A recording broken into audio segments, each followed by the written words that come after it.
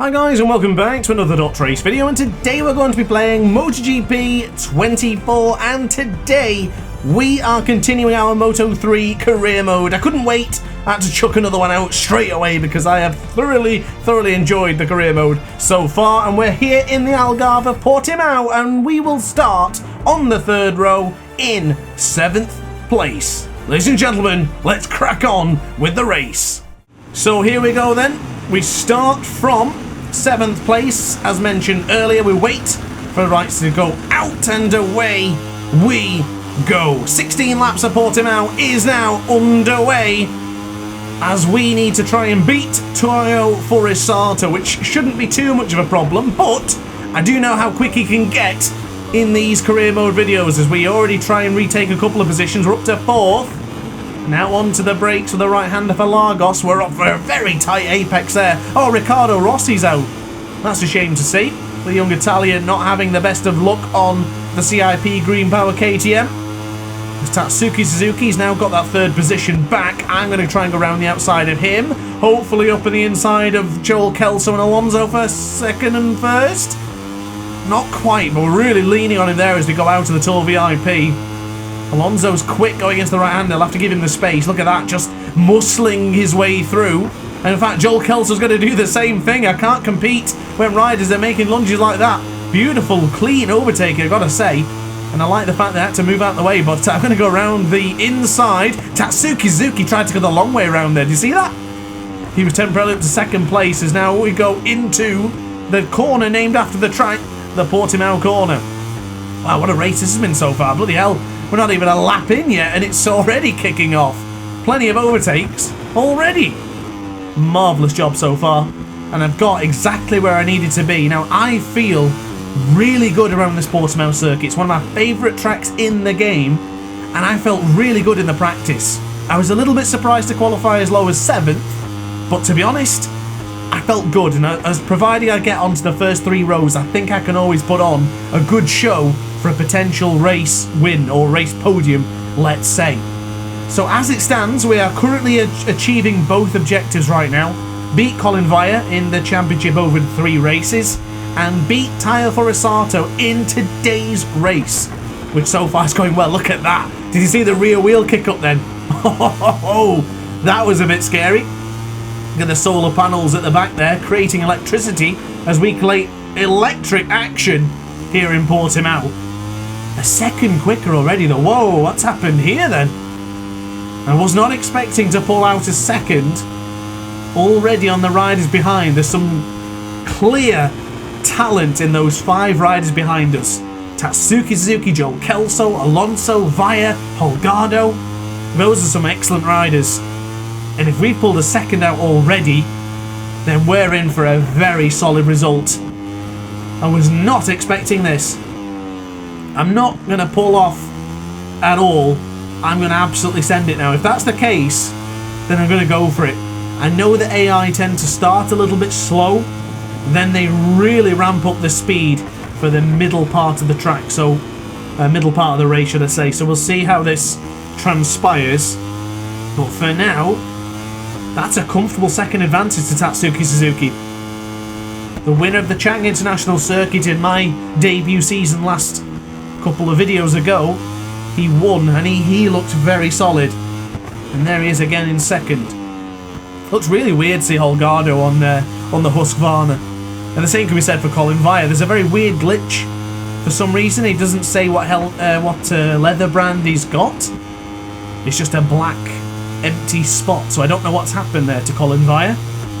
And unfortunately, I've already recorded this video before releasing round 1. So if you have commented to let me know what it is, then unfortunately at this stage today, I don't know what your comments are going to say. As long as you enjoyed the video, that's all that really matters. Toyo Forasato now up to 7th. There is now a Honda in the top 8. We're still the fastest man on track with a 156.86. Is Forasato going to catch an additional speed boost here to deny us? Now, I don't believe there's any rubber banding in the adaptive AI, but if it's going to do that, this would be the race to do it. We're now 1.5 seconds clear from Tatsuki-san. 1/10 of a second found on this lap as well, so we're going to be putting ourselves in a better situation. Not been able to get into those 149s I was doing in qualifying. I was pleased to say I went directly through to Q2 as well in the qualifying. Didn't need to go to Q1 this time around. Of course, the last time we went to Q1 and then went to Q2 and took pole. And that was, of course, in Qatar as Joel Kelso's gone down. Yellow flag, Sector 3. Joel Kelso on the CF Moto, or Gas as it currently is because the update has not arrived. He has gone down and potentially out here in the Algarve. Whoa, that was tight. That was very tight to the apex there. That's cost me time. The gap's coming down. Yep, they're coming back, aren't they? They're coming back. I do feel really strong in this final sector, however. If we're leading in the final few corners from Sagres up to the Galp, I think we'll win this one. I really do. On the acceleration we get across the line, that's another decent lap time. And there it goes. The lap times are falling. The adaptive AI are kicking in. They're in pursuit. We can't falter. We must keep it together now. I did feel we would have had a better lap time there if I didn't make that mistake into turn 13. The gap is 9/10. There's no pressure yet. There's no need to get too excited. There's no need to start panicking. We've got time to relax and calculate how we need to race this race here today. And of course, I've got enough time to say to you, if you're enjoying the video, don't forget to like it and subscribe as well. Loads more content coming soon for MotoGP 24. Absolutely tons. Guides, online races, online championships, cups, oh, you name it. MotoGP Academy, everything. Career mode, everything. Just everything. Put that down. Everything. DrAce will be doing everything with MotoGP 24. A 1/10 of a second found as we brake nice and early into the Portimao corner.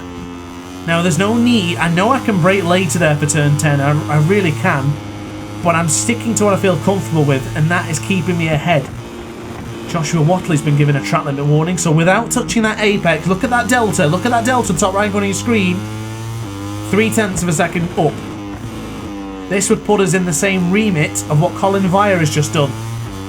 And now he's got onto the back of Tatsuki Suzuki. He's not got through.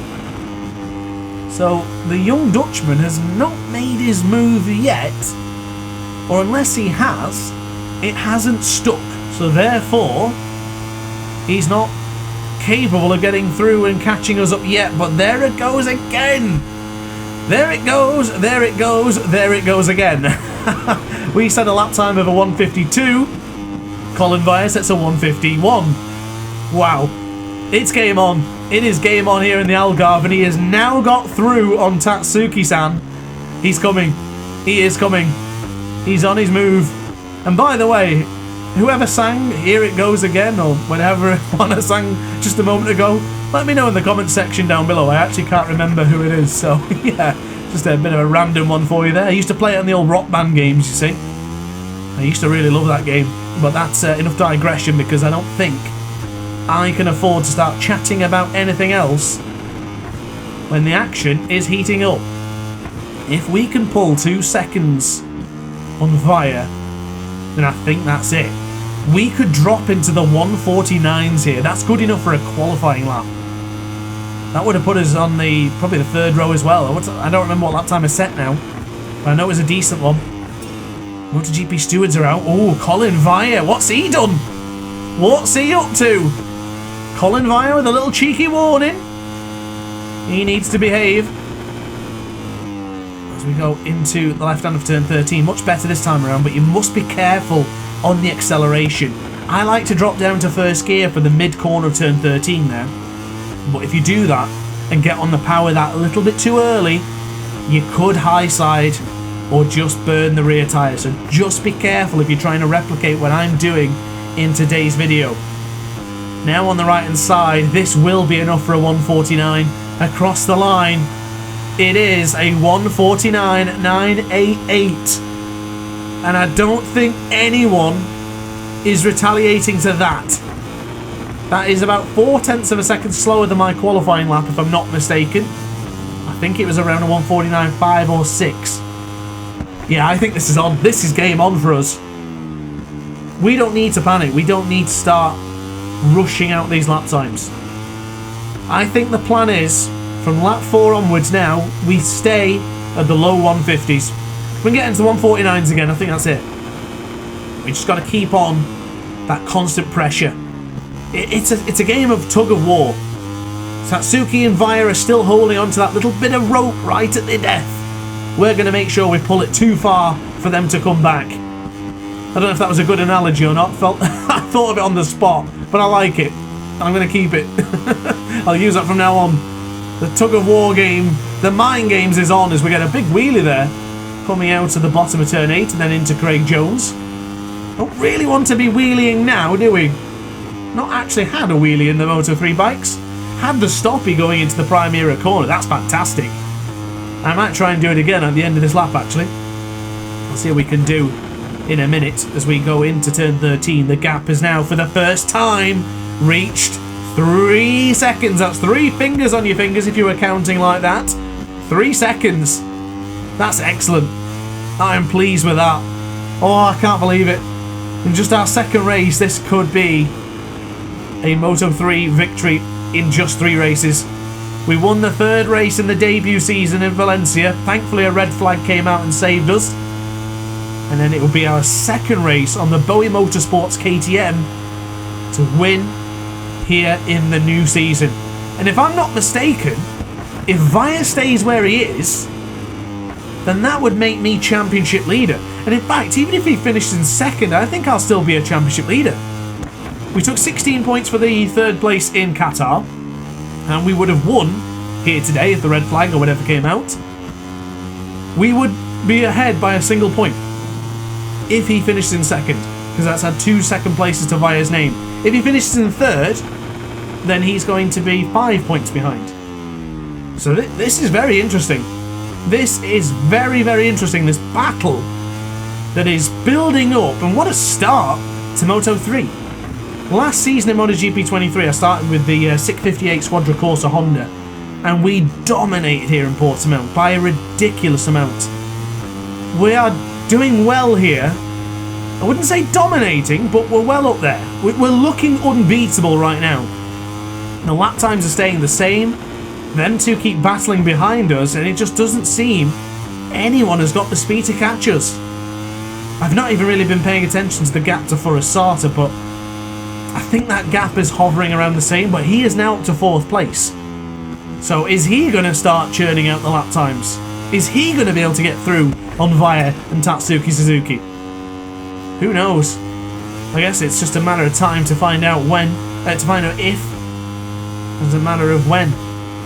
So into the right hander, this is the Galp corner. Beautiful tight apex there.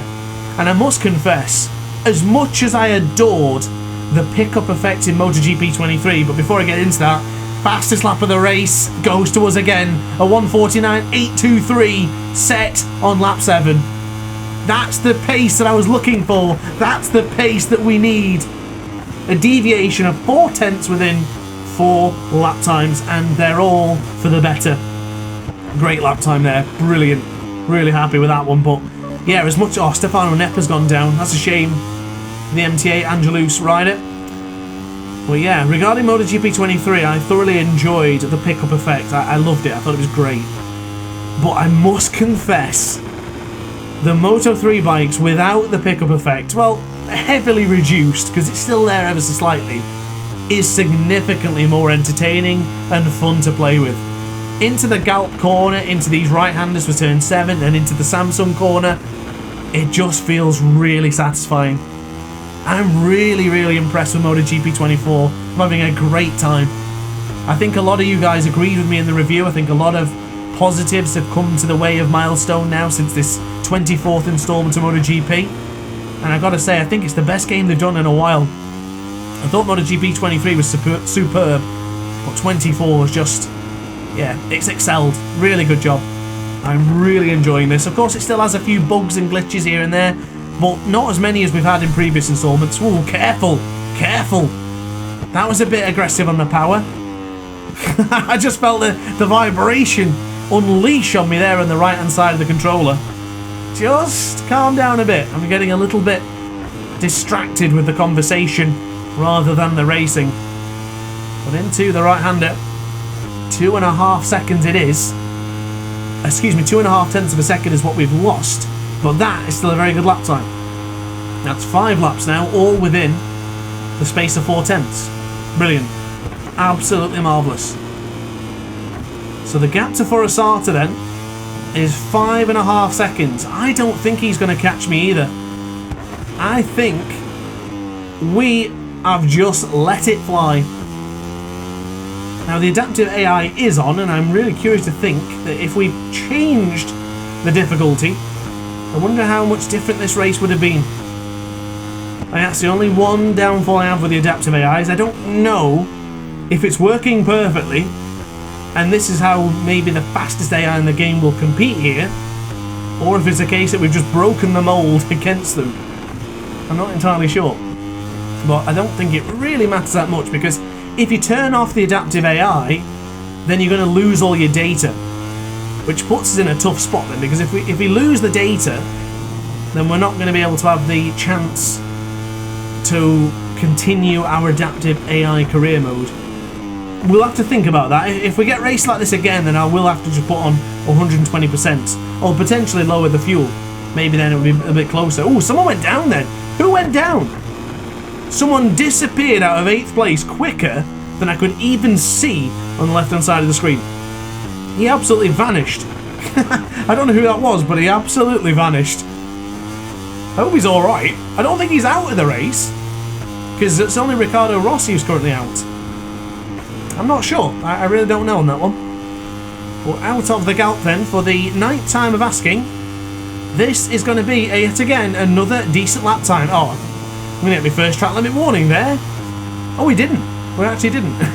Okay, we got away with that one somehow. I don't know how, but I'll take it. Because we just dropped into the 152s again. 150.236. Losing 2 tenths on the previous lap, 4 tenths to the best lap. I know it might look bad now to see 4 tenths slower.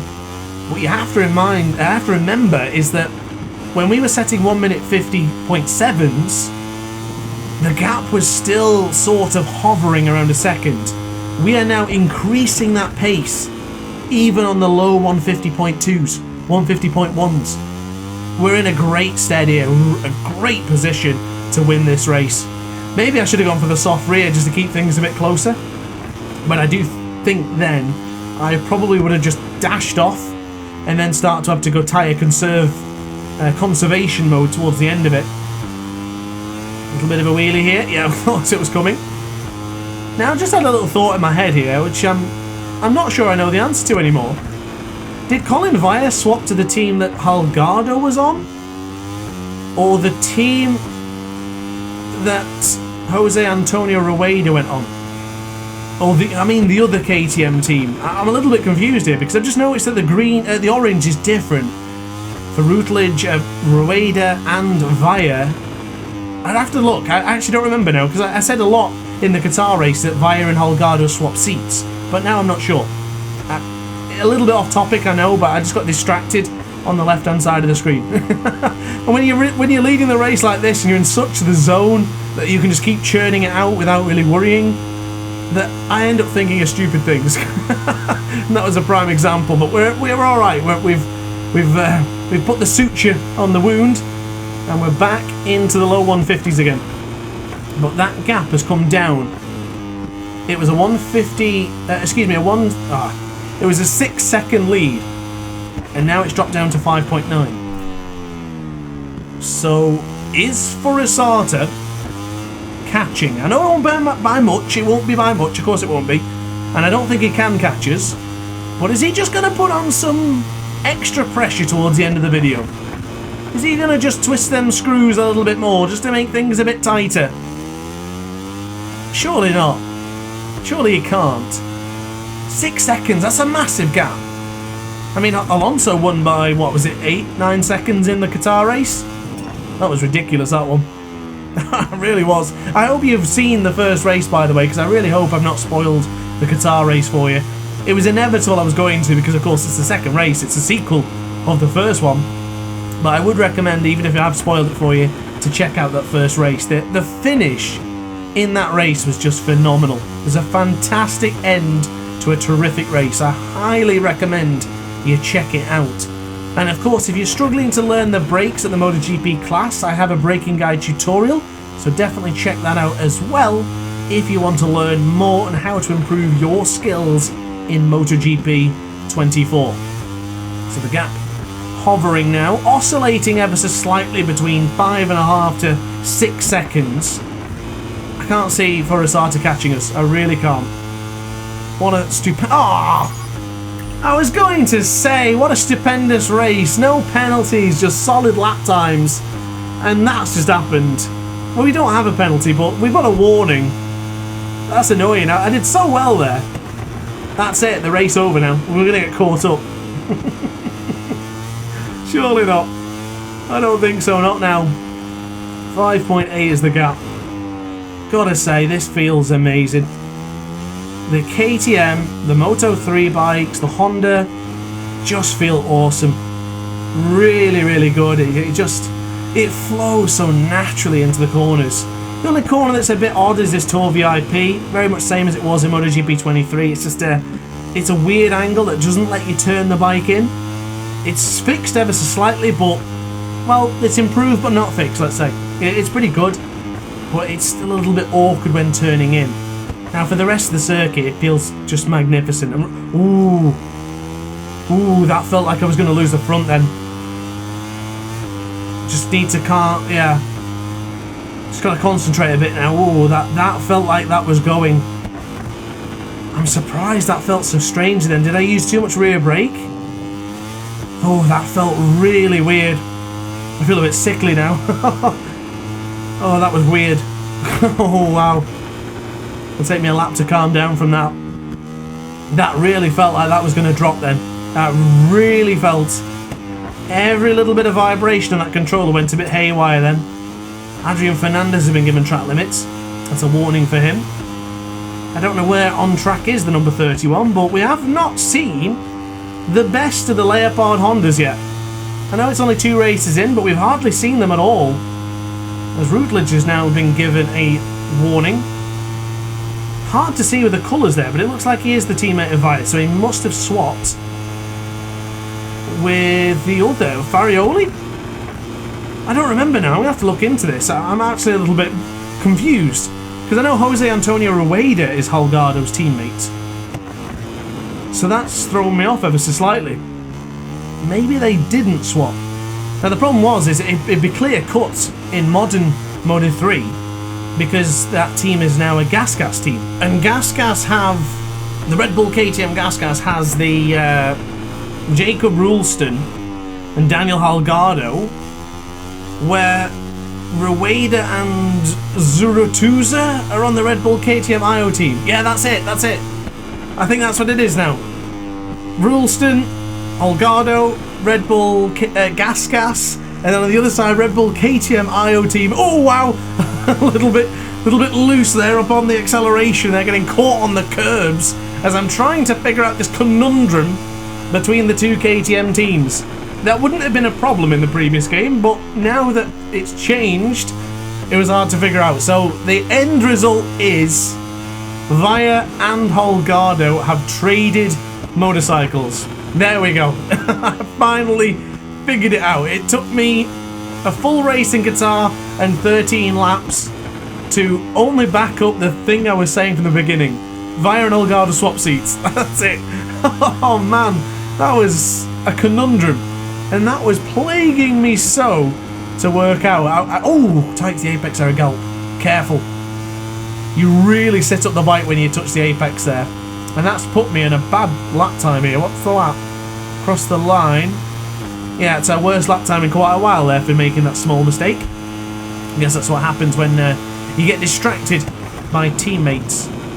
So from what I understand then, did Rueda move teams? Because I'm pretty certain Holgado and them were together, but I don't remember now. It's been a long season. I've forgotten a lot about Moto3 from last season. I think there was so much interest in MotoGP and World Superbike, I kind of forgot about Moto3 a little bit. And of course, the racing just always seems to introduce more and more young Spanish talent, Italian talent, and other countries as well, but not as often.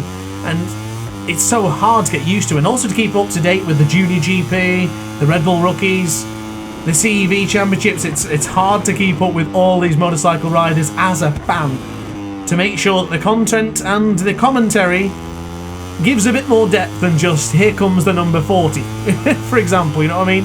So yeah, I finally figured that out. The Scott Ogden there has been given another track limit warning. Is he on for a long lap yet? I feel like I've seen his name pop up quite a lot in today's video. I noticed that also his teammate Joshua Watley, he also appeared quite a few times. I know the young man from Surrey had a track limit warning in Qatar, and then again in Portimao as well, so I don't know whether he's received a long lap penalty yet. But for now, I think we have pretty much nailed it.